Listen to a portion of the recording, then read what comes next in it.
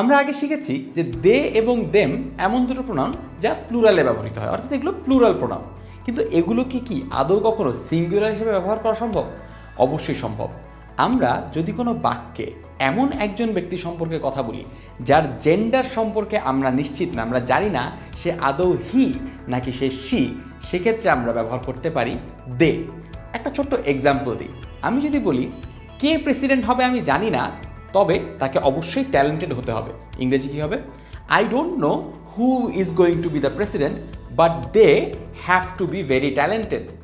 কারণ প্রেসিডেন্ট কে হবে, সে কি হি না শি, এটা আমি জানি না। আমি যদি বলতাম I don't know who is going to be the president, but he has to be very talented, তাহলে কিন্তু আমি বলেই দিচ্ছি যে আমি নিশ্চিত যে একজন পুরুষ মানুষ প্রেসিডেন্ট হবে। এটা কিন্তু আমার বলা ঠিক হবে না। আমি সে জায়গায় শি ব্যবহার করতাম, তবুও একই ভুল হয়ে যেত। এই কনফিউশনগুলো এড়ানোর জন্য হি বা শি ব্যবহার না করে একটা কমন প্রোনাউন ব্যবহার করা হয়, যেটা একটা জেন্ডার নিউট্রাল প্রোনাউন, সেটা হচ্ছে দে। আরেকটা ছোট্ট এক্সাম্পল দিই। Everyone uses iPhone these days, whether they can afford it or not. Everyone uses iPhone these days, whether they can afford it or not. Everyone কিন্তু একটা সিঙ্গুলার নাউন, এভরিওয়ান মানে singular বোঝানো হয়।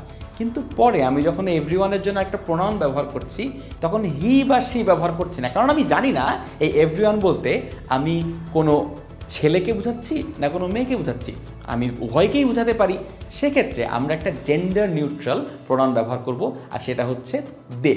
এই দে শব্দটির এই সিঙ্গুলার প্রোনাউন হিসেবে ব্যবহারটা খুব মহৎ একটা উদ্দেশ্য শুরু হয়েছিল, আর সেটা হচ্ছে আমাদের সমাজে যে সকল মানুষ পুরুষ বা নারী হিসেবে নিজেদেরকে পরিচয় দেন না, তারা অন্য কোনো জেন্ডারে বিলং করেন, তাদের একটা প্রোনাউন হিসেবে এই দের যাত্রা শুরু হয়। পরবর্তীতে এখন আমরা সবাই এই দেটা সেই সকল ক্ষেত্রে ব্যবহার করতে পারি যে সকল ক্ষেত্রে আমরা বাক্যে নিশ্চিত নই যে বাক্যে যেই ব্যক্তিকে নিয়ে কথা বলা হচ্ছে সে পুরুষ না মহিলা। অর্থাৎ দে বা দেমকে আমরা নিশ্চয়ই সিঙ্গুলার হিসেবে ব্যবহার করতে পারবো যখন আমরা নিশ্চিত থাকবো না যে বাক্যের সেই ব্যক্তিটি পুরুষ না মহিলা।